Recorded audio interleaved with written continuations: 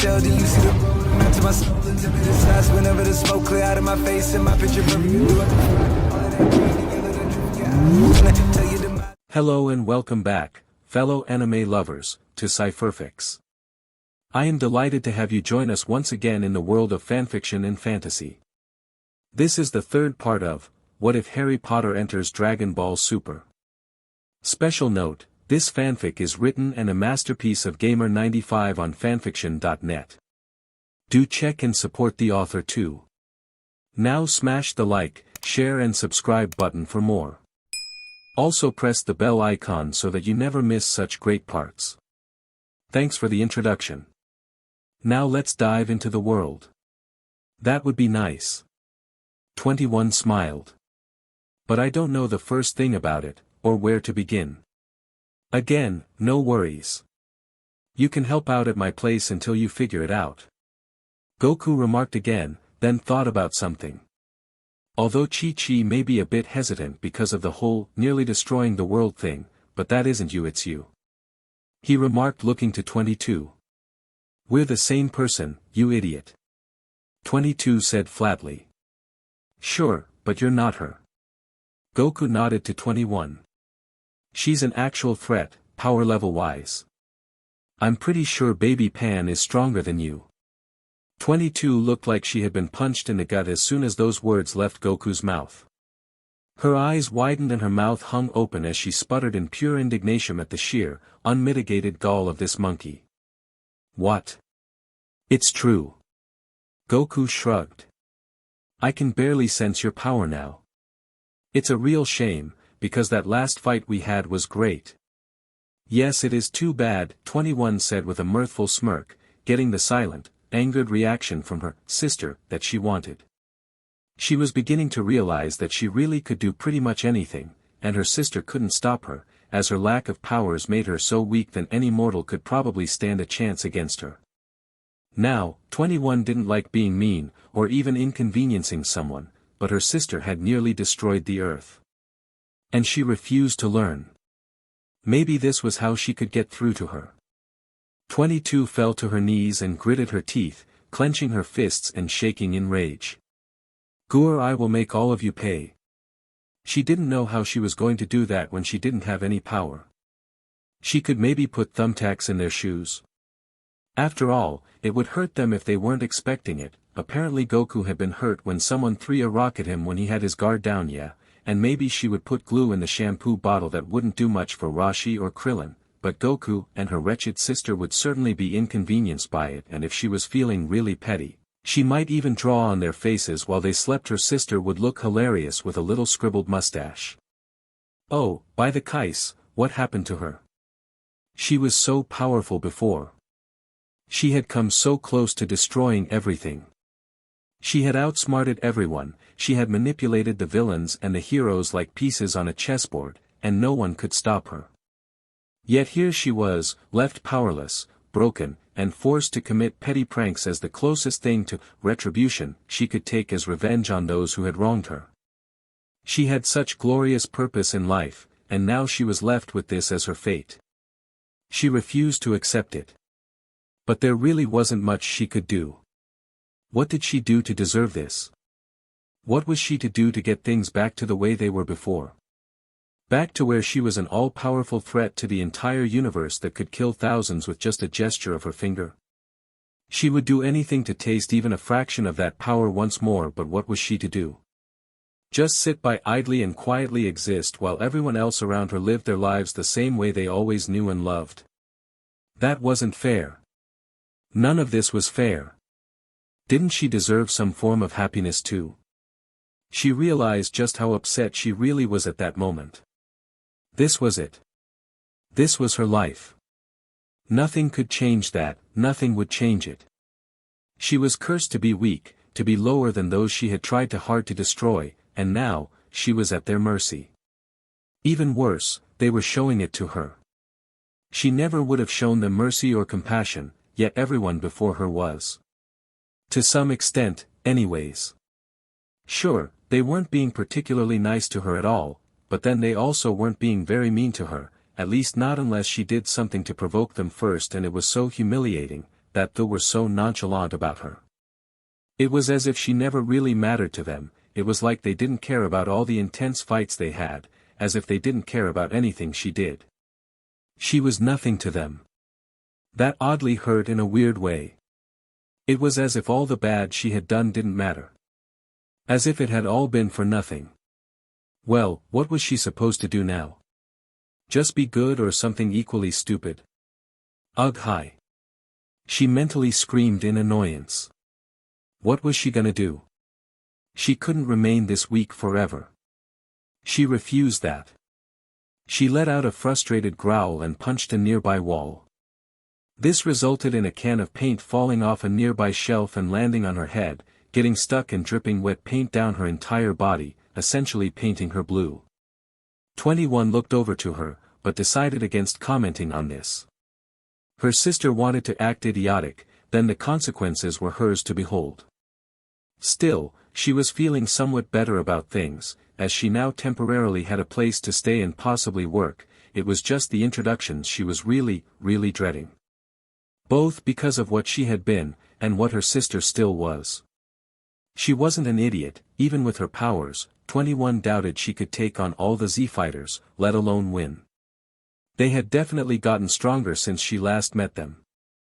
Or she had gotten weaker, or both. Furthermore, she didn't want to have Harry get dragged into this, so that was another reason she was trying to keep things calm. But then, she had fought alongside them, and many of them seemed to like her well enough. The real worry was for her other half.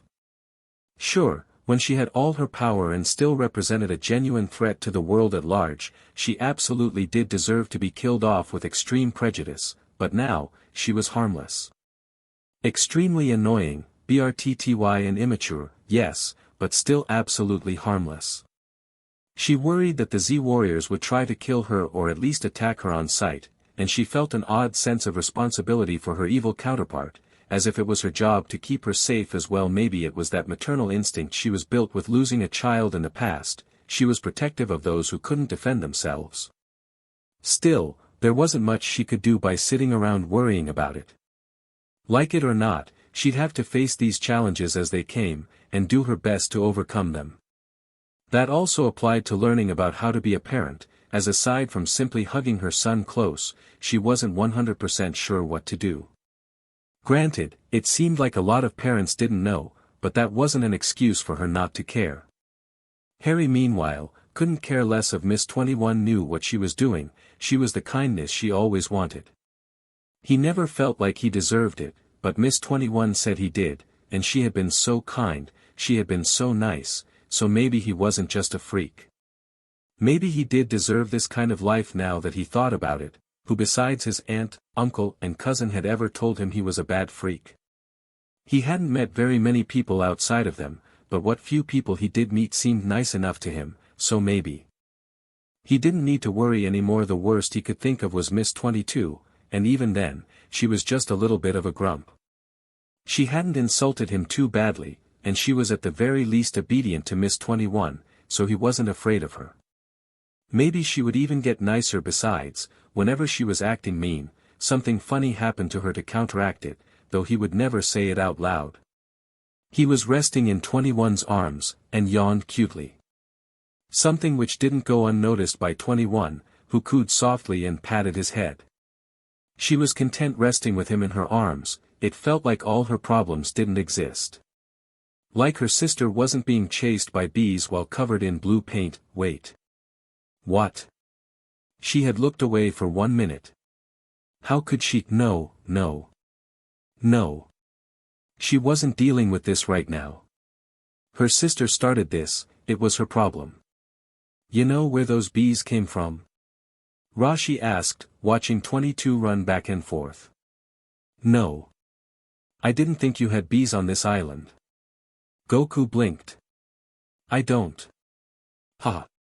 I think that's just karma taking the opportunity to hit her now that she's vulnerable. Krillin laughed softly.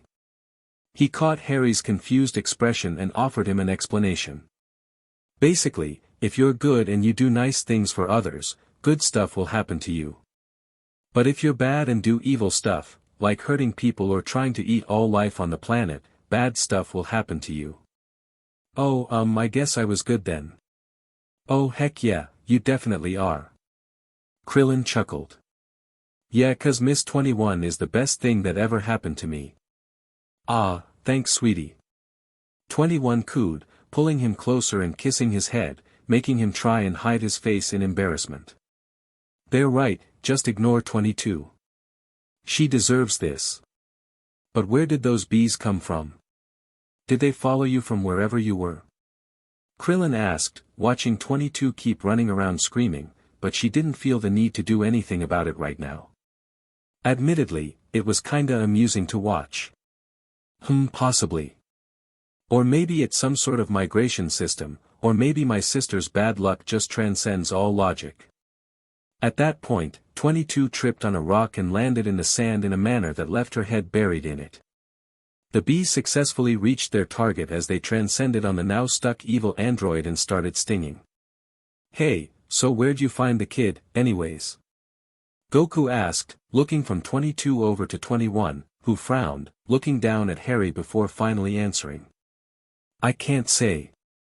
It was an Earth-like hour, but dash. Yeah, I know, you told me that. Goku remarked, and 21 blinked, before sighing, realizing what he was getting at. You may not believe this, but from the short time I was there, Harry here had the strongest power aura when compared to anyone I ran into during the short time there. Goku blinked and crossed his arms with a small frown. Wow. Guess no one else there really did any training, huh? Not physically. Oh. They must have been like Babidi and just focused on improving their magic skills then. Goku said with a nod. Everyone has something they strive to improve. Rashi chuckled. Goku's training, Gohan's studies, that other android's awful luck. 21 looked over to 22, but decided not to comment. Honestly, I don't even know if that was the case. The android frowned. Things just felt drastically different, like the majority of those in that world didn't have key signatures at all, as if that whole concept just didn't exist. Huh. Weird. Krillin muttered. We've lived with it for so long, for that to just not be part of a world. I don't really know what that would feel like. It felt dull. 21 answered. There wasn't much happening, and the only power seemed to be from Harry, as if he was the acceptation to the rule of that world. Everyone looked at Harry. The boy looked down shyly. I don't think I was the only one though. What about that really old man, glasses lady, grumpy greasy man and giant man? They all had the same thing I do, right? He asked softly.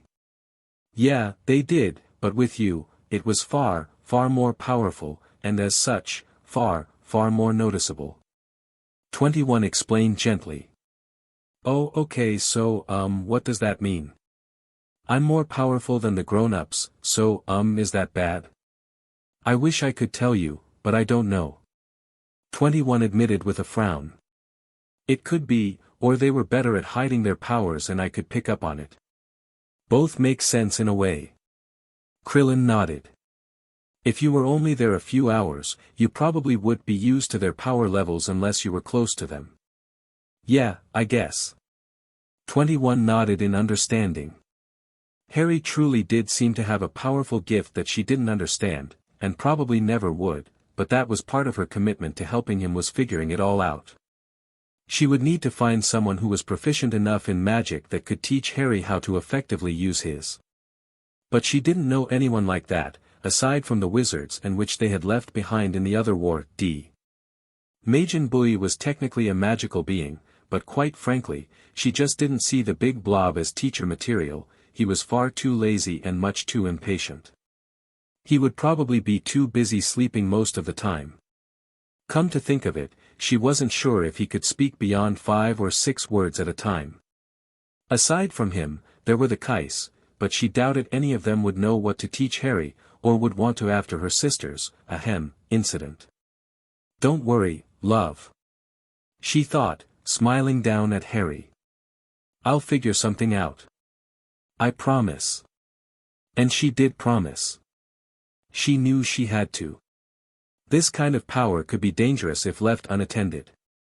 But right now, Harry needed the attention more than his powers, so she shifted her focus to that. She gave him all the physical affection she could possibly offer, wanting to make sure he felt safe and loved after the constant ordeals he had suffered. She didn't even want to think about what happened when he was alone with her sister. Actually, what did happen?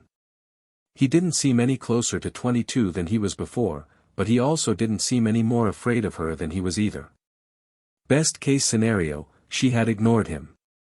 Worst case, she threatened him if he talked, and he was too scared to go against her. Admittedly, 21 didn't like either of those options, but she was hoping it was the first. Harry had been through enough, she didn't want him being hurt by her sister, and she hoped her sister was weak enough to not be able to hurt him. She looked over at where her sister was still stuck in the sand. She was pushing with her hands to try and free herself, but not getting anywhere. Perhaps she was about equal to Harry in terms of physical strength. That thought got her to giggle slightly. Maybe she should help her out of the sand though. She had been through a lot of humiliation as of late, and while admittedly, she deserved much worse, 21 had to draw the line in the sand eventually, and this was where she was drawing it. Setting Harry down, she went to get her sister out from her sandy prison. "Hey, I just realized something," Goku muttered. "Shenron grants 3 wishes, right?" "Yeah, it's been like that for a while." Krillin nodded. Harry looked to them in confusion. "What about it?" "Well, we only got 1 this time." Goku explained. "When we wished everyone back, that was it. We've done way more with a single wish in the past, so why was this different?" "If I had to guess, I'd say it has to do with them." Rashi nodded to where 21 was trying to pull 22 from the sand. "When you wished everyone back," Shenron took it literally, "and since he had to pull M across dimensions, supposedly, I think he'd be real tired AF for that." "Oh yeah. That makes sense. Ha ha ha ha ha ha ha." Goku laughed, rubbing the back of his head. Harry tilted his head curiously, wanting to know more about this Shenron character, but not entirely sure how to go about asking. He decided he would just do it the way Dudley always did and be upfront. Who's Shenron?" "He's the dragon that lives on our world. He only comes out when we summon him with the Dragon Ball." Krillin explained. "Oh. And he grants wishes? Like a genie?" Harry asked. "Kinda, yeah." Krillin nodded. "Except we can only call him once a year, not sure why, but it's just how he seems to work. And there's Purunga, and the other one from the Super Dragon Ball." Goku added, and they all noticed Harry seemed even more confused. "Geez, she wasn't kidding, he really ain't from around here, is he?" "Seems not." Rashi nodded. "His ki ain't like anyone from here, this kid's really from some other Earth." "Ki?" Harry asked with a frown. "Like the thing you use to open a door." "I don't have a key with me though." The 3 men laughed at that. No, ki is the thing that flows through your veins and gives you your power. It keeps you alive, it lets you use all sorts of powerful techniques, and it has all sorts of other uses too." Goku explained. "Like flying?" Harry asked. "Yeah, that's one such thing." Goku nodded, Rashi shooting him a flat look of annoyance. "But there's so much more to it. You can make attacks, massive explosions, heal people." "Huh. Cool," Harry said quietly, listening to what this power could be. He wondered if his power was anything like that, or if he could learn this stuff. "Now you listen to me, and listen well," 21 ordered, looking down at her sister. "Like it or not, we're stuck here, and you have no powers. Get over it. We're gonna live here, and we're gonna work here. You can't threaten people, and you can't eat people. Got it?" 22 wasn't really feeling particularly cooperate today. As 21 lectured her, all she did was stand there and open and close her hand in a mocking fashion while mouthing the words that she was hearing. "Are you trying to get me to throw you into the ocean?" 21 asked flatly. 22 just snorted in response and turned away. Whatever, I didn't even do anything that time, I'm just being picked on for no reason. 21 rolled her eyes and crossed her arms over her bust. Her sister, it seemed, was not the type to take responsibility for anything. No, but you've done a lot of terrible things. You realize there is a very good chance if I don't stand up for you, they will kill you. I'd like to see them try. If you die, then that's it for you. 2Q said, narrowing her eyes. We can't come back twice apparently, so if you die, then that's it. Her words did make 22 blink in surprise, but she still growled in irritation at the unspoken threat. Well, okay. 21 wasn't 100% sure if that was still a thing or not, but from the looks of it, her sister didn't know either. So regardless, if she could use this as a threat to try and keep her from being so obnoxious, then 21 would use the threat. Truth be told, she swore she had read that the stipulation on one death and that's it was undone, but again, if 22 didn't know, she didn't plan to tell her. She let out a sigh and crossed her arms as she gave her sister a stern glare. And while we're here having a private conversation, you can also go ahead and tell me exactly what happened when you were alone with Harry. And don't you dare try and lie to me, you're an absolutely terrible liar. You giggle like a nervous schoolgirl and your eyes shift back and forth like a frightened lizard's. She said firmly. Nothing happened. 22 said flatly, glaring at her sister, who blinked at the fact that there wasn't any lying in her voice, or body language. Whether she was telling the truth, or she was better at lying. I don't believe you. Okay, fine. I held him close and promised I'd take good care of him, that he was my sweet baby boy and nothing would ever hurt him. Aga. 22 trailed off as she started laughing at her lie, something which greatly irritated 21. You're making fun of me. She said flatly. Android 22 laughed even louder at that. I really don't see why you think this is so funny. Why is it so amusing that I'm a good mother to my child? 21 demanded. 22 laughed even harder. 21 groaned and rolled her eyes. Leave it to her evil counterpart to find amusement in the concept of the relationship between mother and child. It seemed that she was evil to the point where anything pure and good was laughable to her. Still, if she hadn't hurt Harry, then that was good enough for her. She couldn't tell if her evil half was lying or not, but she oddly had reason to believe that she was telling the truth. Harry was clearly frightened, but it didn't seem like it was worse than when she found him. Furthermore, her sister didn't seem to be lying. She didn't like that she had to believe her, but still. She sighed and narrowed her eyes at the other android. Well, it's good to know that you understand the punishment that's waiting for you if you ever do hurt him. She said sternly, prompting 22 to roll her eyes and mimic what she said in a high-pitched, nasally voice. Oh, that's real mature. 22 mocked her in the exact same way. You always did act like a BRTTY teenager, even when you did have power. No, I wasn't. 22 growled. I had power, and I had plans. I nearly brought the end of this worthless world to a head. Where you wanna admit to it or not, we are one and the same. You just like being good, and I like not being a coward. 21 remained silent, not sure where 22 was going with this. Think about it. You and I are the same, and either one of us could become the other, all we may dash. You're seriously doing this? 21 asked flatly. You seriously think I'd listen to a "we're not so different" ideal thing from you of all people? Yeah. Because we are literally the same person. Android 21 stared at her sister with a scowl and shook her head with a deep sigh of exasperation. What? What's with the look? Stop looking at me like that. You really don't get it. Get what? I'm not just a clone of you. I am your better half. I'm the inner kindness you expelled. I'm the purity you didn't want. So, I'm not you. 21 snapped, getting tired of her other side refusing to get this. I'm not evil, I'm not cruel, I can't be. And I won't be. No matter what you want to think, what you want to believe, I'm the better side of you. I'm the side of you that could have grown into something better, but you chose this path of destruction.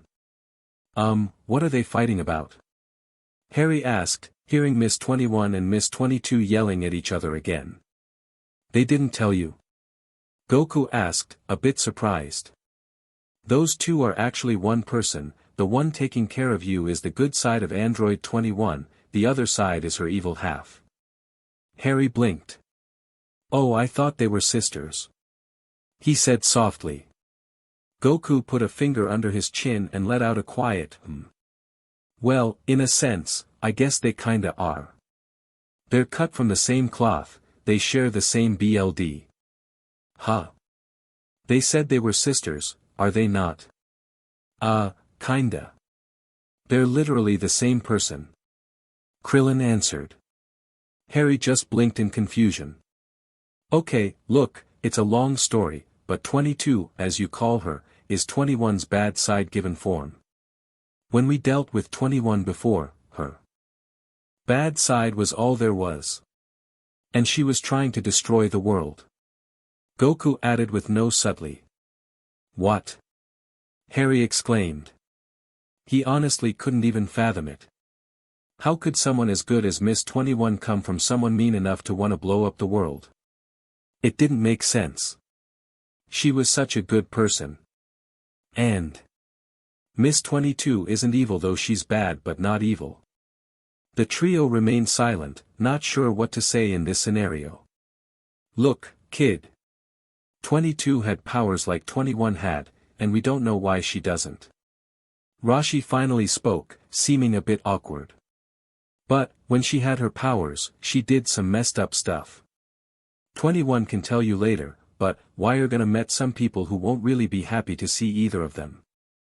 The old MSTR was speaking surprisingly calmly and rationally. Look, don't think it's you, 'cause it ain't, but there's a lot why need to catch up on. Harry nodded, not saying anything. He had heard Miss 22 yelling a lot about how she had no powers, and she seemed really upset about it. But did she use them to hurt people? If so, Harry didn't like that. But he still didn't think she was evil. If she was evil, she would have hurt him when they had been alone on the beach and then run away so that Miss 21 couldn't find her. Instead, she had stayed with him, watching and waiting for her to arrive. And she had even tried to talk to him a little bit, as if she really did want to know more about him. An evil person wouldn't care in the least to give him the time of day. There had to be some good in her. Maybe she just never had a chance to learn how to be good. Maybe she could be taught. Maybe someday, she could be nice just like Miss Android 21. He decided to hold on to those thoughts. They made him smile. However, 22 had no intentions of ever changing, and 21 realized that. Annoyingly. Deciding to leave her other side to sulk, 21 picked up Harry again, holding him close and letting out a content sigh, happy to be holding him. Harry looked up and nuzzled down, before closing his eyes and falling asleep after a few moments. Heh, keep sleeping, Harry. 21 smiled at him. You need it. Oh, you think I should? He asked softly. Yeah, you have a lot of it to catch up on. I'm worried you won't grow up right if you don't, and we can't have you being tiny and adorable forever, can we? She giggles as she rocks him gently. Go on and get the rest you need. Okay, thank you, Harry said softly. Deciding he needed to actually sleep, Rashi showed her to a spare room where she set Harry down for a nap. Once she was sure he was comfy, she headed back down to meet with the others. So, out of everyone I've met before, who do you think is gonna be a problem? Everyone. Goku, Krillin and Rashi said at the same time. 21 blinked, then sighed, shaking her head. Yeah, I should have seen that one coming. She admitted, shaking her head. She bit her lip and exhaled through her nose before asking her next question. Is there anyone new I need to know about?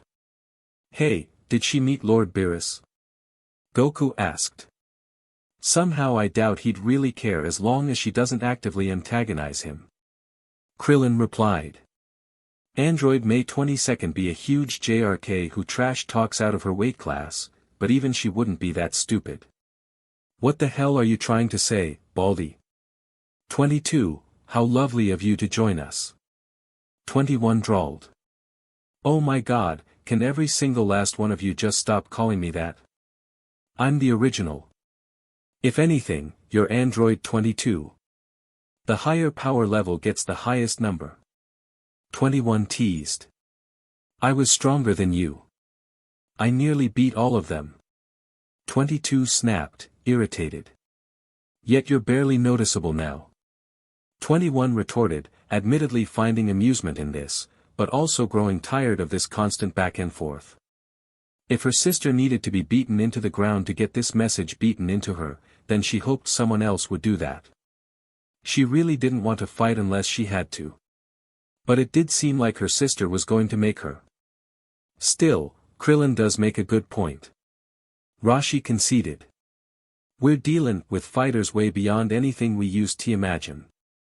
So fare your own sake, be careful who YPSS off. Vegeta's got Bulma, so she might be able to hold him back, but Beerus ain't the kinda guy you wanna anger.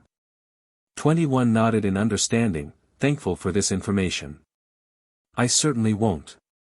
She said honestly, I can't say for sure with her though.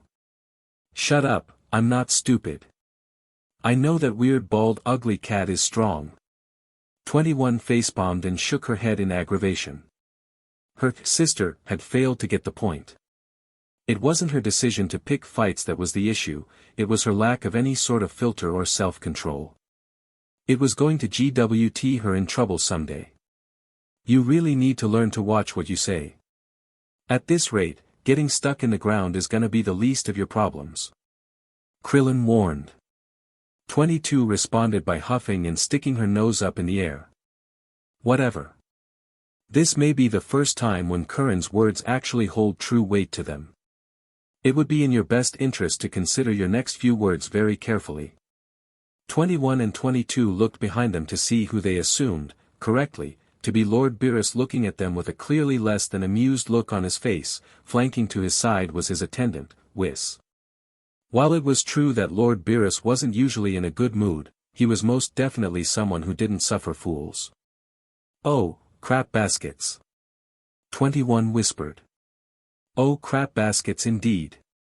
Didn't expect to encounter the weird ugly bald cat today, did you? The god of destruction said with a glare. Where I'm from, that's a compliment. 22 offered weakly. Beerus just stared blankly at her. She sprinted out the door as fast as she could. Beerus watched her go for several seconds, sighed, then vanished and reappeared right in front of her, causing her to yelp in surprise. She backed up slowly. Do you see that mountain over there? Actually that looks more like a PLA dash. Smack. Everyone inside winced at the faint, yet painful sounds of someone hitting a mountain or plateau miles and miles away. Right, so ignoring her insolence, I'm reminded of why I came here. Beerus admitted, reappearing inside and looking to 21. How the hell are you alive? He bluntly asked, losing a small amount of his composure, only to quickly regain it. From what I was told, you were dead and gone. I have no idea. 21 admitted with a shrug, now desperately trying not to say anything that would bring Harry into this. Apparently Goku and Krillin wished everyone back on the Dragon Ball, and that brought me back as well. HRMM. But why would that include you? Well, we did ask for everyone killed as a result of Android 21's actions to come back to life, and since the two of them technically died because of what the other did, I guess that counted towards them both coming back to life in our world. Krillin replied. And there are two of them? One good, one cruel? Beerus asked. Yes, Lord Beerus. 21 nodded, knowing that even though she didn't know who was stronger, him or her, giving him all the respect she could would probably help things. I can't fully recall how, but, well, my sister and I were separated. I take it that 22 as you called her was the evil half of you. Whis asked, looking out the window to the far-off cracked mountain 22 was probably stuck in. 21 nodded. Unbeknownst to Al. Old man, what food do you have here? Beerus asked, looking to Rashi, his mind suddenly on something else. We're pretty low, actually. Rashi coughed, awkwardly, knowing good food was probably the best way to keep you on his good side. Unfortunately, he hadn't made much in a while, so he needed to think of something fast. I'll call Bulma. She'll bring something over. Do that. Beerus said dismissively, looking back to 21. I have a feeling this conversation may last a while. 21 smiled nervously and began to sweat. Please stay asleep for at least a few hours, Harry, she groaned internally as Rashi left the room to go and call the green-haired woman. Beerus stared at her. It was a very cat-like thing to do. Did you want to know anything? How do you turn things into sweets? Oh, that? Well, it's really not something I can teach you, it's a very personalized ability that my body was specifically built to do. Sorry, Beerus returned to staring at her. She didn't like the way he stared. It made it hard to tell what he was thinking. I'm stronger than you, he said simply. I don't doubt that. 21 almost immediately answered. She genuinely didn't know who was stronger between he two, but she didn't want to find out right now. It's just, I think it was copied from Majin Buu, so you'd have Ot ask him, and even then, it might just be a thing his kind can do. That overweight oaf. Ugh, you insult me by suggesting such a thing. Beerus scoffed, not thinking highly of Majin Buu, at all.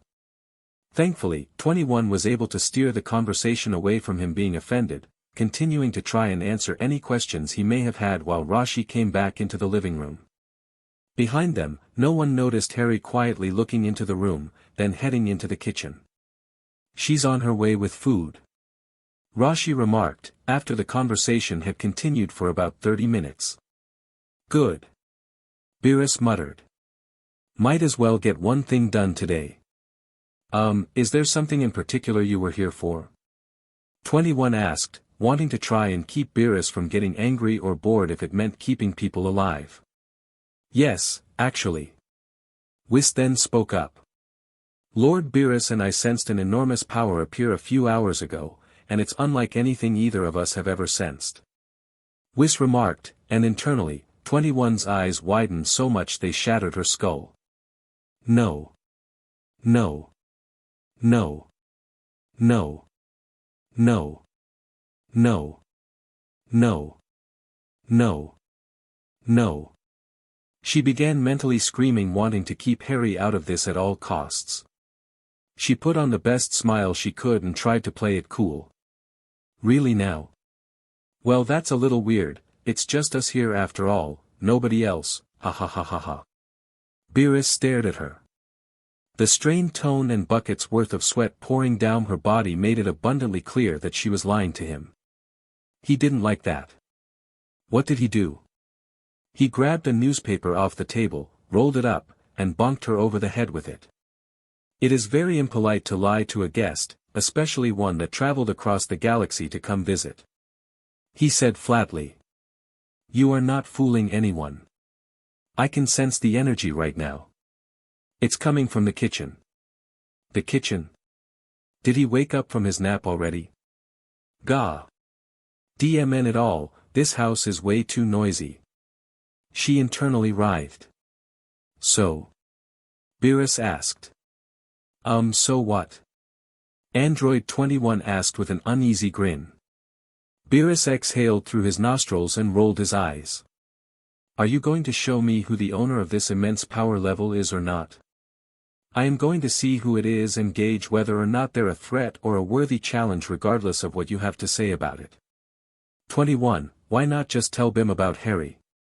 Beerus wouldn't do anything to him.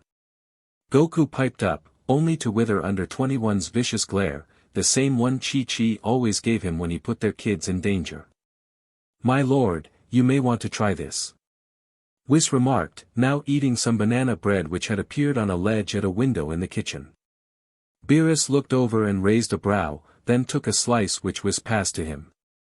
The god of destruction blinked, then took a bite. Where did that come from? Krillin whispered. Noidia, Rashi whispered back. This by the kais, this is delicious. Beerus muttered, his eyes widening as he ate the food which had appeared from nowhere. Thankfully, this seemed to take his mind off of the reason he was here, but it didn't help alleviate the stress the others felt. Android 21 realized exactly where it had come from, however, and she let out a soft sigh as she looked over at the kitchen. Oh Harry, it was very clear to her that he had overheard Beerus' demand for food and thought that he was the one responsible for preparing it, the poor little thing. Where was he now? Oh no, he was coming into the room. She hurriedly tried to gesture for him to get out of the room, but it was too late. Beerus' ears perked up at the sound of his footsteps and he turned to look at the boy. Their eyes met, and the two of them just stared at each other. Mstr Rashi. I don't intend to question your teaching methods, but why is there a burnt, bleeding child in your kitchen? Wait, Blee Harry. 21 began but suddenly screamed in terror when she saw the condition Harry was in. Beerus was shoved to the side as 21 moved faster than instant transmission could do as she raced to Harry's side and scooped him up, pulling him into a tight hug. What happened? Are you okay? Do you need some juice? Her Vyochi was so fast no one could hear it, and everyone else just looked from one to another in an attempt to find an answer. Harry blinked and tilted his head. I was making the bread and I cut myself with the knife and the stove was a bit too high so I got burned a little. 21 squeezed him and closed her eyes. You really shouldn't have been doing that, Harry, and this is why you're way too little, it's way too easy for you to hurt yourself, and I hate to see you hurt, the android spoke softly. Harry winced and felt immensely guilty that he had made his caretaker sad. It seemed he could never do anything right. He had been trying to be good and just ended up making her upset. He was still too frightened to cry, but he began shaking her arms nervously nonetheless. Needless to say, there was a very awkward feeling in the air at Kame House at the moment. Slowly, Beerus and Whis looked to one another, both thinking the same thing, but neither sure how / if they should say it. Whis, that boy. Beerus muttered, but trailed off. That is what I'm sensing, Lord Beerus. Whis nodded, puzzled. But what kind of power this is, let alone how powerful it is despite him being clearly so young, is another matter altogether. What? Oh, right. I was asking if they're saying he was the one making the food. I believe that is also the case, my lord. Beerus turned to the boy and approached with his hands behind his back. Then, much to everyone's shock, he actually took a knee and bowed before Harry. You have prepared a dish fit for even the highest of gods themselves, child. I implore you please, make it again sometime, he said humbly. Okay, I must be losing it. Krillin exclaimed. Beerus, are you okay? Did you hit your head or something? You're acting totally unlike your usual self. Goku exclaimed. Surely you of all people would understand the joy of a good meal, Goku. Beerus replied. Goku took a piece of banana bread. He took a bite from it, then his eyes widened as he proceeded to eat the rest of the bread. Only to then realize he may have made a mistake as Beerus blinked, then narrowed his eyes dangerously at him. Was that the rest of it? He asked in a low tone. Maybe. Goku, you should probably run. Krillin muttered. Goku looked to Beerus, then the door, then disappeared. After a few moments, Harry timidly looked up at 21. I can make more. He practically whispered, still clearly afraid of having upset 21. 21 let out a sigh and smiled at the boy, giving him a pat on the head. No, it should be fine, Goku can handle himself just fine. Right now I want to take a look at those injuries you ended up giving yourself though. Harry hung his head. Sorry, he said softly. It's okay, it isn't your fault, you didn't ask to have your mind poisoned with the wrong information, 21 replied gently. He leaned his head against her chest. 21 set him down on the counter, examining the wounds he had gained. They weren't the worst, no worse off than what he had been through at the hands of his relatives, but still. They upset her, it felt like she had failed him in some way. But from the way he was reacting, it was clear he felt like he had failed her. Does that mean the two failures cancel each other out and no one failed anyone? She asked herself, trying to find a way to make Harry understand that this wasn't his fault. If I may be so inclined, 21. Who is he? Slowly, 21 exhaled, and looked back to Whis, figuring if Whis was the assistant to Beerus, then there wasn't much chance she could beat him in a fight. This is Harry. She slowly introduced the small boy. He's the power you two sensed earlier. Whis hummed and put a finger under his chin. Would this power, by any chance, be some sort of magic?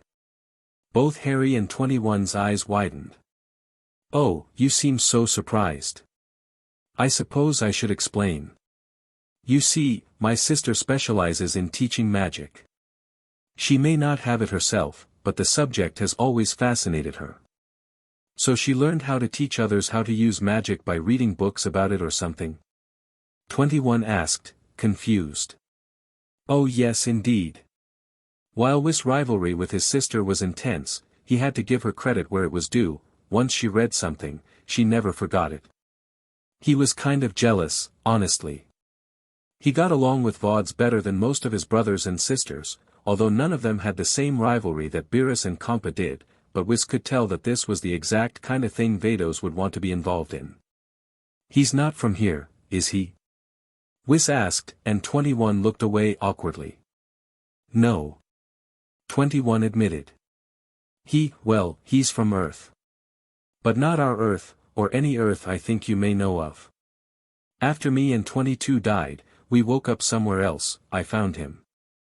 Apparently, this was only about 4 hours or so for us, but a few months for you guys. Whis put a finger under his chin. I see a wholly uncharted universe. How very interesting, Zeno. I'll definitely want to hear SLL about this. The attendant declared with a smile and a nod. 21 frowned nervously. I dunno, isn't Zeno a little bit what's the right word? Volatile? What if he ends up getting angry? I really don't want Harry to be scared anymore, she explained softly. Whis nodded grimly. I sincerely doubt he'd care too much. Whis answered. After some recent events, he and the second one, yes, before you ask, there are two now, it's a long story, have been content to keep playing whatever games they can think of in their realm.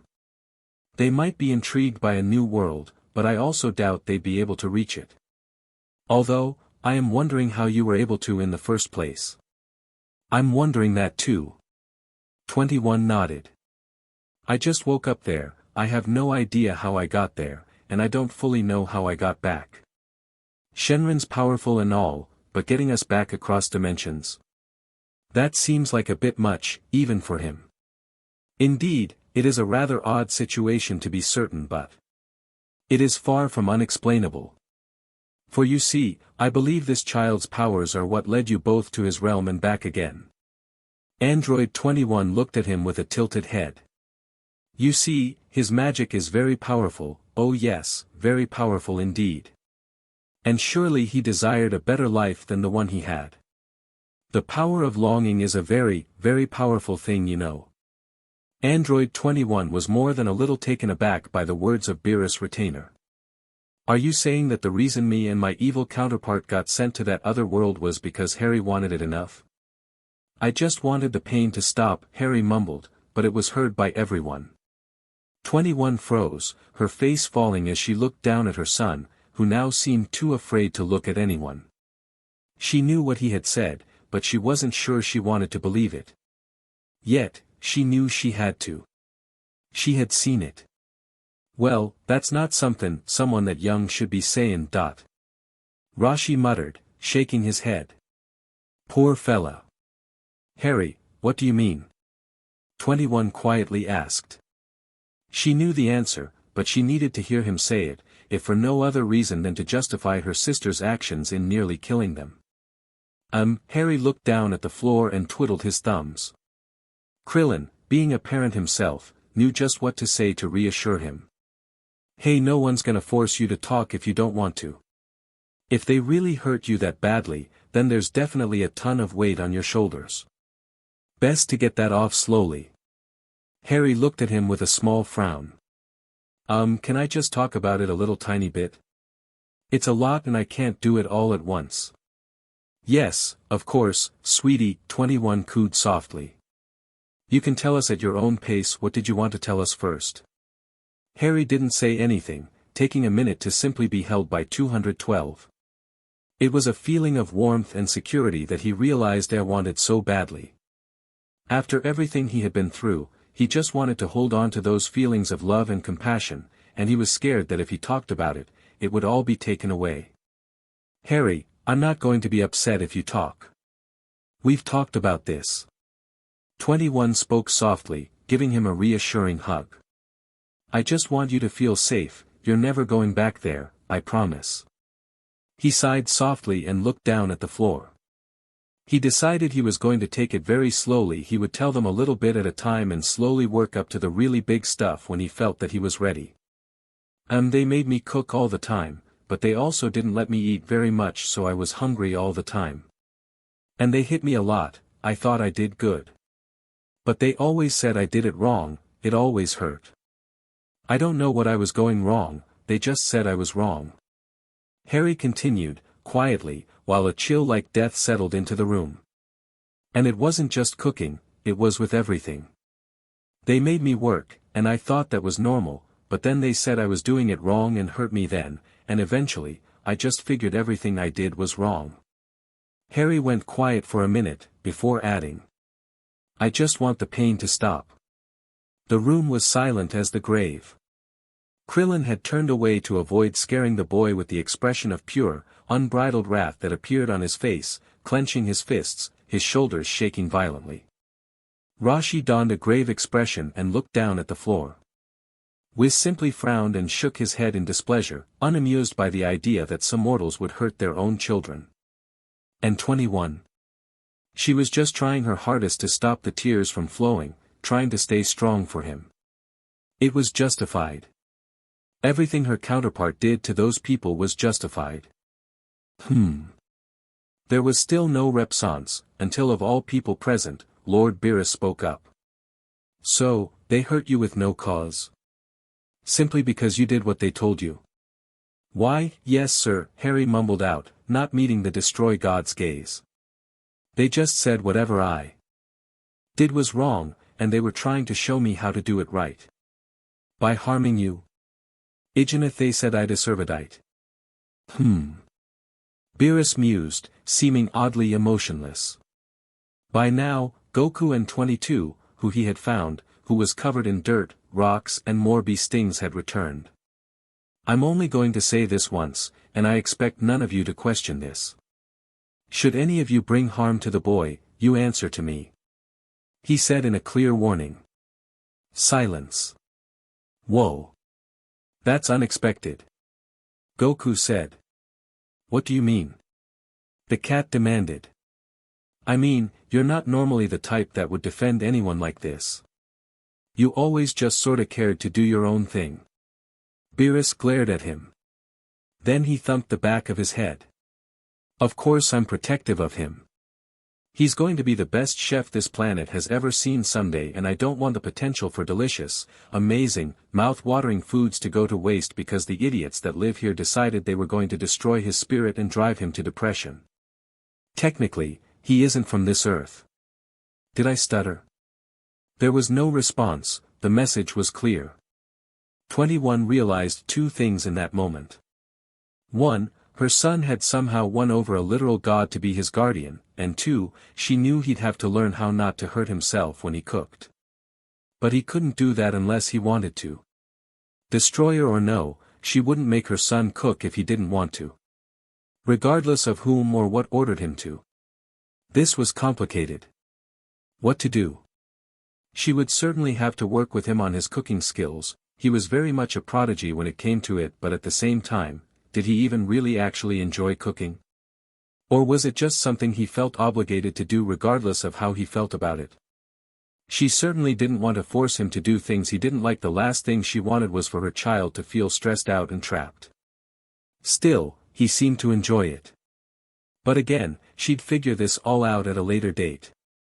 If Lord Beerus of all those in this universe had said that if anyone hurt Harry they'd answer to him, was a good sign. As it meant that 22 would probably think many times before trying to hurt him, as would anyone else, actually. Although, she couldn't think of anyone who would potentially be a threat to Harry, aside from possibly Veg. Hey! Sorry we're late, I brought a lot of delicious foods. The door to Kame house was thrown open, and Bulma appeared with a tray of foods, followed by Vegeta. I know you two really liked that strawberry sundae, so I dash. The words died in her mouth when she saw 21 and 22 in the room. I'm sorry. What's happening? 21 waved awkwardly to the pair while 22 turned away with a scowl. Unfortunately for her, Vegeta recognized her red-eyed gaze and immediately leaped into action. Bulma, run. I'll handle this. And with that, he flew forward, and before 22 even had time to react, he slammed his fist into her face hard enough to send her flying through the wall of the house and far off over the horizon, screaming all the way. Ha ha ha ha ha ha ha. Pathetic. It seems that stupid machine's power level has dwindled over the months while mine only ever grew. She is a threat to us no longer. Then he noticed everyone was looking at him as if he had just knocked someone out of a wheelchair. What? That was the evil one. He exclaimed. How did you know that? Mstr Rashi finally asked.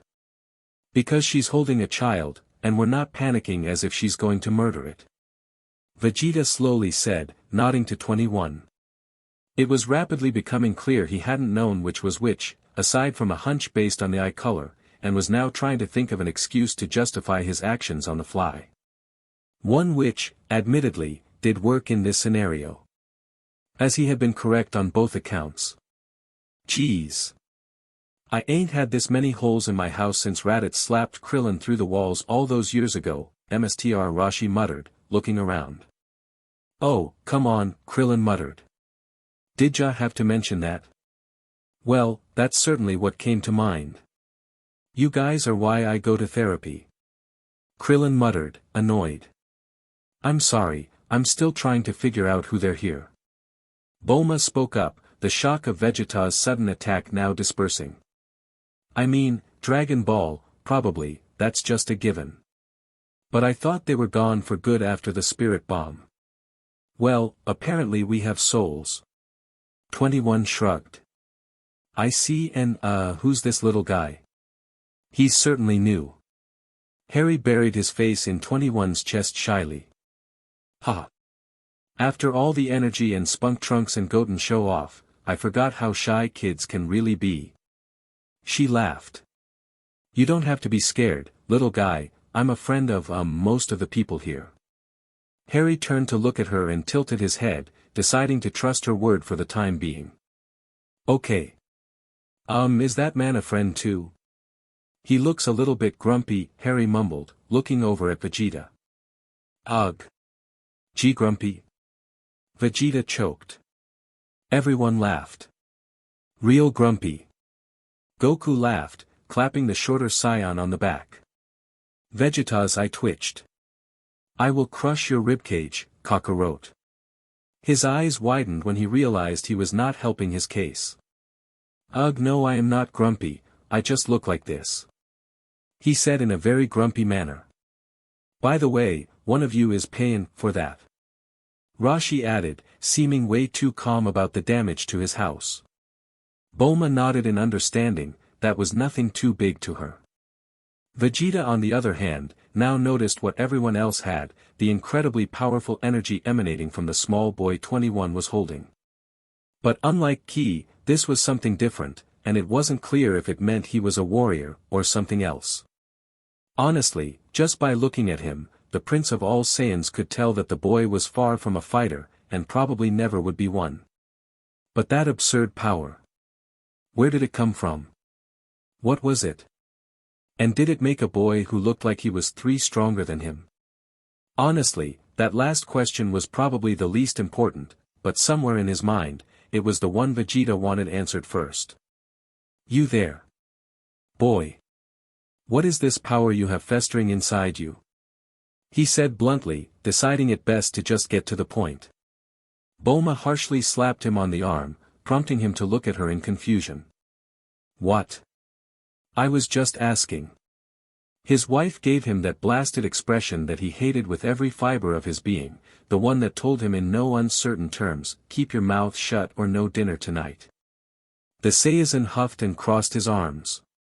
He would admit that there was some familiarity to this power, but he just couldn't put his finger on it. Wait, now he remembered, how could he have ever forgotten? This was the same energy as the magic Babbitt had. Oh, this was hilarious. The so-called most powerful magician in the world, weaker than a child. Or, said child was stronger than the most powerful magic user in this universe. Either way, Vegeta found it amusing. To answer your question, we have no idea. 21 admitted. Apparently, it's some sort of inherent power he was born with, and it's incredibly powerful if it was enough to get Lord Beerus to wake up and come try and find out what was causing it. It was only now that Vegeta realized Whis and Lord Beerus were indeed there. He flinched, but hid his emotions well. He knew what the destroyer could do, but he also knew how not to anger him.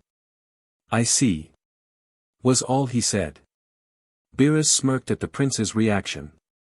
To think you still fear me even after all the time you've spent training under us. Perhaps we need to intensify your training a little more, Vegeta. Those words ignited that stubborn, angry spark in Vegeta's eyes. Yes, that's right, hit me with everything you have, I'll train until the day I no longer have any reason to fear you. All right. He's in a good mood. Why is he in a good mood? Vegeta asked, looking to Goku for an answer. This was something those who knew Lord Beerus pretty much never saw, and it could either be a reason to relax slightly, or a reason to be even more concerned about what had happened. Apparently Harry makes really good food. So, if you hurt him, you're answering to Beerus now. Krillin answered after a few moments of silence. Silence which returned with a vengeance as those who just arrived took in what was said. What? Vegeta said flatly. What? You're telling me a child knows how to cook, and so well that it impresses Beerus of all people? What kind of idiots are letting a child anywhere near a stove for even a few seconds, much less long enough to become a MSTR-class chef? When I get my hands on these people, I'm gonna dash. Beerus clapped a hand over Bulma's mouth, muffling her enraged screaming. With all due respect, wife of Vegeta, you are much too noisy. It bothers my poor sensitive ears, and evidently the child agrees. Bulma looked over and saw that Harry had buried his face into 21's chest, and she calmed down, deciding not to try and upset the boy who had somehow won over Beerus. Hey. It's okay, sweetie. 21 spoke kindly, patting his back. Harry timidly looked up, then leaned against her chest again, finding comfort in her embrace. 21 looked over to Bulma and added, Look, 22 and I woke up a few hours ago, and apparently it's been a few months. From what I understand, we were on a different Earth outside of all the other universes here. Harry's from this other Earth as well, and he didn't have the best life there, either. Bulma looked thoughtful. Plenty of information to unpack there. She knew the multiverse theory was true. So do you have any clue which of the universes you may have ended up in? With 12 of them, it can be pretty hard to keep track and tell the difference. Maybe we can get in contact with some of the other gods of destruction and do some further research into this totally different Earth. It seemed Bulma was really jumping on the opportunity to study this new realm. Then she blinked. Wait, did you say he had a bad life there? She looked back to Harry, and now noticed how small he was. At first, she assumed he was young, but if he was capable of cooking, that meant he had to be past a certain age, right? It was after that Bulma began to see the wounds, and piece together what 21 was saying without saying. She frowned deeply, but decided it was better not to ask questions, and let explanations come naturally, especially if Harry was clearly as frightened as he was. So, Vegeta decided to take point and ask another question. So what's her deal? He nodded to 22. Her power level is even more pathetic than it was before. 21 smirked slightly, good to know things hadn't changed with Vegeta. She has none of her powers, and we don't know why. 21 answered, honestly. Do you guys think she's gonna come back? She's been gone for quite a while since Vegeta hit her. I was thinking she would have flown back by now. Goku asked with a tilted head. Everyone stared out the hole in the wall that Android 22 had made. Maybe I can sense her power level. He focused for a good minute and everyone sweat dropped. Just how far had Vegeta hit her, anyway? Feels like she's over in the North Pole right now. Want me to go and get her? You probably should, yes. With her current lack of power, she would never get back on her own. 21 nodded. And she's probably stuck in the snow too, Harry said softly. He knew what that was like, and he didn't enjoy it. Goku nodded and disappeared, leaving Kame House in a bit of an awkward silence. 21 looked around at everyone present, unsure of who she'd call a friend, and who she'd call an enemy. Goku was probably closest to the former, and Vegeta was closest to the latter. Fitting as the pair were usually so opposite one another. But she couldn't deny the fact that the both of them were way stronger than the last time they met. Still, everyone seemed taken aback by how powerful Harry was, and 21 hoped none of them saw it as a threat/challenge. Of all those present, Vegeta definitely saw it as a threat/challenge, but he also saw pretty much everything as a threat/challenge. Thankfully, Bulma seemed to be holding him back, and maybe fatherhood had calmed him down a little as well. She did get the sense that he was going to try and challenge Harry to a fight when he got older though. And then Harry would turn him down repeatedly and he would keep staring him about it and annoy him to no end. There was something comedic about the little scenario her mind came up with. Still, she really didn't want her boy fighting anyone, especially not someone as hit-headed and frankly brutal as Vegeta, no matter how old and how strong he grew to be. That was maternal instinct for you. She noticed Vegeta giving Harry an unreadable look, and she decided that that was an issue she would nip in the bud right away. He's not fighting you, Vegeta. He's not fighting anyone. He doesn't want to fight, and I doubt he ever will want to fight. I won't let him be forced into a situation where he has to fight monsters at 5 years old. He isn't a scion, he wouldn't be able to take it. Vegeta said nothing, but felt Bulma glaring at him with a "you were going to ask him to do what" look. It was a look that could cause even the most ferocious monster to turn away in fear of what may come next. And when it really came down to it, no matter how strong or prideful Vegeta may get, that was the one thing that could stop him like a finger laser blast through the chest. Kakarot was thinking the same thing. He exclaimed, trying to cover himself. What? No, I wasn't. Goku exclaimed, reappearing with a half-frozen and mostly blue 22. He's just a kid. Why would I try and make him fight? He looks like he can barely even walk on his own. Now it was Goku who felt the angered glare of a woman, but it was because 21 didn't like him drawing attention to Harry's incredibly poor physical state. Goku blinked. Sorry, I didn't mean to get you upset. I was just saying that he's kinda on the scrawny side and looks like he couldn't even take a single punch. Not to say that's a bad thing or anything, being small has its advantages, like he'll never hit his head on doorframes and he can hide from stuff really easily, and I really need to stop talking now because I'm just making it worse. Good choice. Krillin nodded. Honestly, is being insensitive just a thing all scions do? Whis asked in exasperation, rubbing his forehead. Yes. We are a race of warriors that live for the taste of combat. We think little of things as meaningless as social skills. Vegeta grunted. Obviously. 21 muttered. What is that supposed to mean? What it means? She retorted, her casual annoyance was confusing to the two Saiyans, but neither of them pushed on, having a feeling she was insulting them. 21 looked back to Harry and sighed, noticing that the bleeding had stopped, and while the burns didn't seem like the worst thing he had ever gotten, she didn't like how they looked. He had healed very quickly. It must have been magic. She let out a sigh and gently massaged his tiny scalp with her hand, smiling softly. "You know something, Harry? I'm glad you have your magic. It's done a really good job salving you and making you feel better when you get hurt. I bet it could help you even more if you let yourself learn how to use it." Harry didn't feel the same way, and from the look on his face, 21 could clearly see that. She frowned, but held him close regardless, wanting him to at least feel reassured that she was here for him, and nothing could change that. But again, how could she help him? Aside from standing up for him, she didn't know how she could help as far as his magic was concerned. Maybe she should ask Whis if his sister could help. Honestly, that'd be better than having to figure it out on her own. But again, right now, Harry was more important.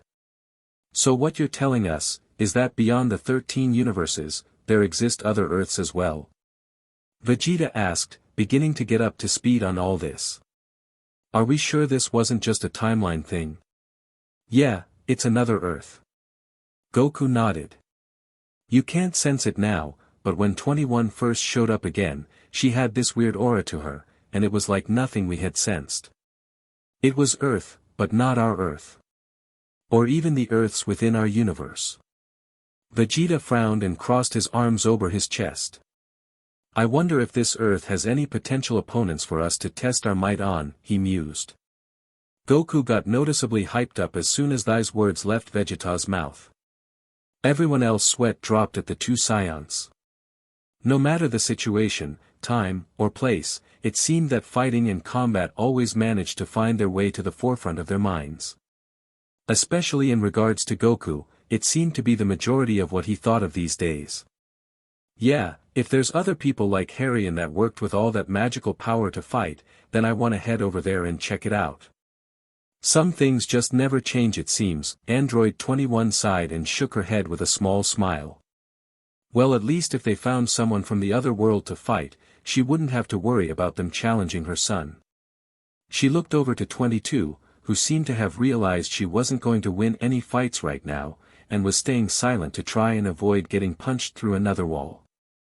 It was also clear she hated this, but that didn't much bother 21. If 22 was going to keep attacking people, then she was going to keep getting punched through walls. 21 looked down, and then frowned, questioning when Harry had last ate. Hey, Bulma." The scientist turned her attention to the pink-skinned android. "I don't suppose you packed any extra food?" "Harry's gonna need something to eat." Bulma sighed and shook her head, looking over at Beerus, who was hugging the basket of food she brought possessively, hissing like an angry cat. "I'll just order up some takeout," Bulma said simply. "All right," Goku exclaimed, and Bulma sighed, knowing how much food she was going to order. 21 smiled down at Harry and hugged him again. "Don't worry, you'll have some food soon," 21 remarked, and frowned when Harry looked away, seemingly downcast again. "What's wrong, Harry? Is something wrong?" "I thought I had to do a whole bunch of work before I was allowed to eat," he said softly. Android 21 bit her lip. "No, you don't. I would never keep food from you like that. It's important for little tiny things like you to keep a healthy diet. But I thought all I got to eat was whatever was left after a few days." "Even if it was all mushy and old," Harry innocently replied, and the shock in 21's eyes was noticeable by all. It was clear this was something even she didn't know about, and it was also clear she wasn't sure how to react. Then again, no one else who heard it was sure about how to react, either. If it wasn't already generally assumed Harry hadn't been treated properly by his old family, now it was undeniable. With that undeniability came the recurring question with a weak answer: why? Sure, they knew it was because of his powers, but what reason did they have to hate them? Krillin, Bulma, Vegeta and Goku, being parents themselves, had especially noticeable reactions to this revelation. Goku just looked confused. It didn't make sense that anyone would hurt their family. They were supposed to be friends, right? They needed to be treated the same way as any friend would, so why hurt them? Vegeta shook his head. It was absurd. Physical harm while training was one thing, but this seemed to be abuse for the sake of it. It was pointless cruelty, and it brought back harsh memories of his past. Krillin and Bulma were just straight up ready to kill somebody. A few looked to 22, who shrugged dismissively. It was hard to tell if she was saying I beat the CRP out of them or I don't care, he's not my problem. Still, the feeling in the air was tense, and it wasn't clear how they could work through that. Regardless, 21 sighed and kissed Harry on the top of his head again, trying to reassure him. That's behind you, Harry. You don't need to think your life will be like that anymore. She said matter-of-factly. You're not some freak, and you're not some servant, don't think of yourself as such. Harry nodded, remembering that he had been told these exact words many times by her in the past day or so. It was hard. He really wanted to obey her and stop having these thoughts, but JT was just so difficult. They were hammered into his head for such a long time that it was almost second nature to think this way. But he trusted Miss 21. She was nice and pretty and smart. She knew things. She cared about him. She wouldn't lie to him.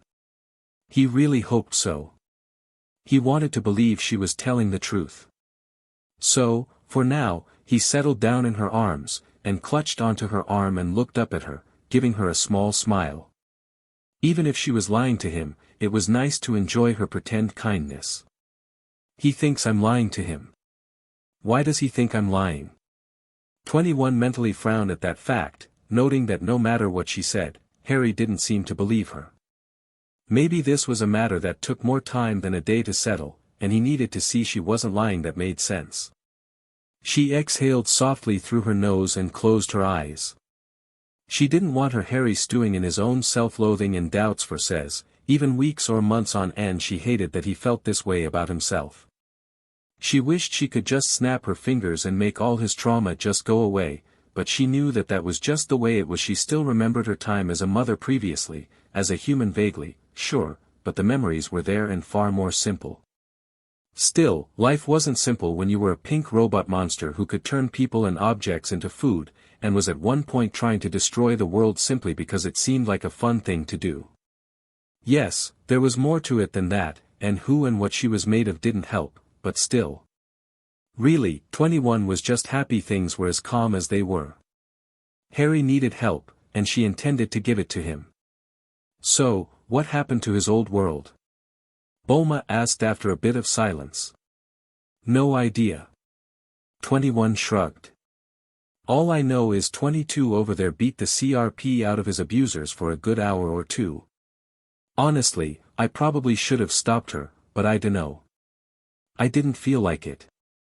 Humph. So she is capable of doing some good for the world then. Krillin all but spat the words out and 22 scowled in his direction and extended her middle finger. 21 whacked her in the back of the head with her tail, causing her to fall forward and get her head stuck in the floor with her peach in the air for what was probably the 18th time that day. The weakened android growled in frustration. Humph, quite the walking punchline, isn't she? Beerus noted. Honestly, is this accident-prone moron really the same monster that could have easily destroyed the world? Vegeta exclaimed. I mean, you were always going on about how tough you were, and you got one-shot Frieza back on Namek. Goku shrugged, and Vegeta looked back to him with a look that promised broken ribs when they were done here. However, Vegeta knew the idiot probably would think he was offering him food, rather than threatening to break his body. And you couldn't beat Jiren even with Ultra Instinct. Vegeta retorted. Hey! That was different, that dash. If you are going to go back and forth on your failures, all the mortals on Earth will have died of old age by the time you hit the 8-way mark. Beerus cut in, and the two Saiyans wisely stopped. The cat smirked and took a bite of the sundae Bulma had brought along. Delicious as always, he turned to look over at Harry. I suppose I owe you compensation for the light appetizer you prepared, child. Here you are. He handed one of the treats he was given over to Harry, who hesitated. Well? You aren't going to make me demand you take it, are you? Harry blinked. Then he accepted it. It was a small box of 3 cupcakes. Thank you, Mr. Kitty. Beerus quirked his brow at the nickname but made no comment. Everyone else was gaping in shock. Beerus willingly shared his food. Goku panicked and rushed to the window. Oh no, it must be a sign that the universe is gonna end. Or it's a sign that if any of you hurt that kid, you're royally screwed. Rashi shrugged. He had been through enough training in DSPLN in his life to know how to keep a calm mind at all times, so he wasn't concerned with upsetting the kid. And while that calm mind didn't extend to certain people, especially women. Okay, entirely women. That, again, didn't really apply to the kid, so Rashi felt like he'd be fine. Aside from the fact that the 2 android babes were now taking care of the kid, and would probably be living here. He'd figure something out.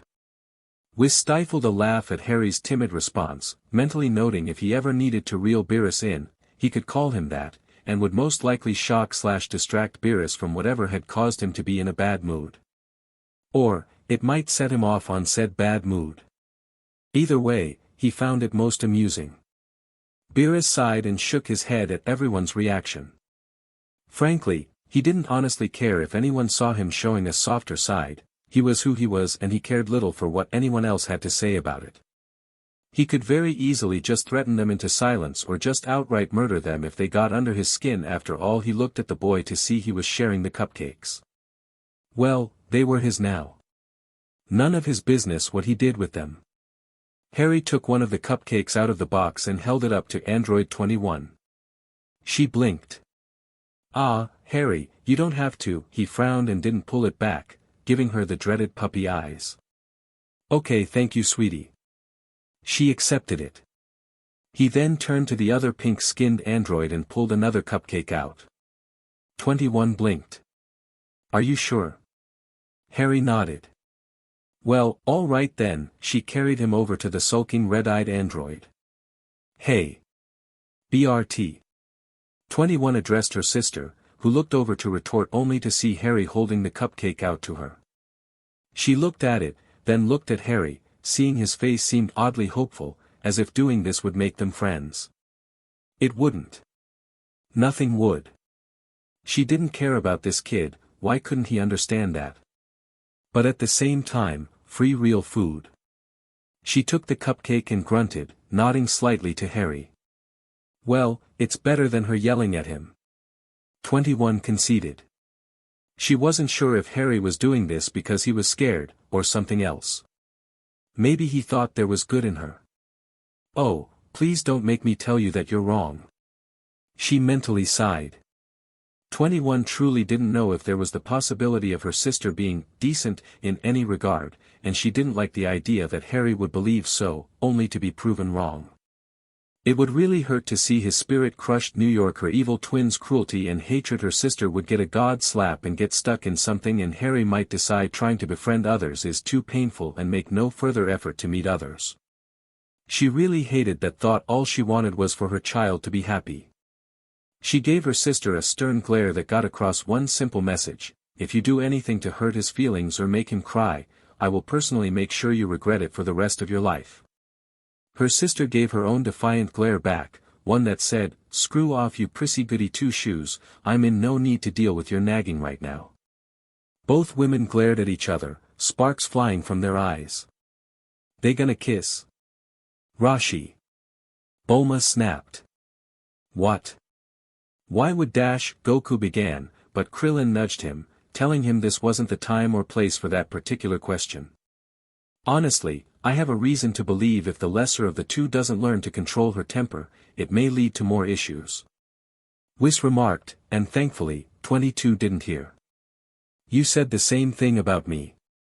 Beerus replied, looking back to his attendant. Yes, but unlike you, she lacks the power to destroy planets. Humph. Though I do suppose that would be an issue for others, wouldn't it? Oh, do be quiet, the god of destruction grumbled. Rashi simply crossed his arms over his chest and smirked. Two appealing women in his house and they would probably catfight.